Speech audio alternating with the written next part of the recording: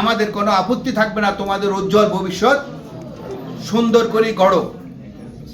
আমরা তোমাদেরকে অভিনন্দন জানাবো এবং দোয়া করব যেন তোমরা তোমাদের জীবনকে উজ্জ্বল এবং সুন্দর ভবিষ্যৎ ভালোভাবে গড়ে নিতে পারো।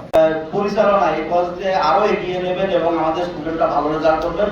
সকলকে ধন্যবাদ। সফলতা অর্জনের বিদায়।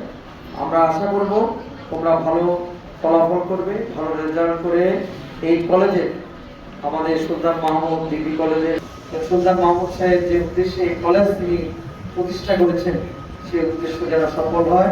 তিনি তার জীবনের সমস্ত কিছু উৎসর্গ করে এই কলেজের জন্য দান করেছেন। তার সেই দান যেন আমাদের সুনাম তত বেশি বৃদ্ধি পাবে। আমি আপনার এই সুযোগ্য নেতৃত্বে আমাদের বাউন্ডারি এবং গেট দুইটা আমাদের উপজেলা এবং জেলা পরিষদের অনুষ্ঠানের এই পর্যায়ে অনেক দেরি হয়ে গেছে, খুব বেশি কথাবার্তা বলবো না, অল্প কিছু কথাবার্তা বলবো। এই বক্তব্য রাখার কিছু নাই।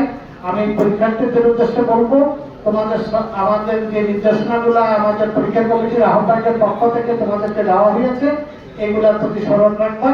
আর স্বাভাবিক সাবলীল ভাবে এই কয়েকটা দিন অতিবাহিত করে পরীক্ষাটা অংশগ্রহণ করবা। ইনশাআল্লাহ পরীক্ষা তোমরা ভালো করবে এই কামনা করছি। এবং সাথে সাথে আজকের ওই অতিথি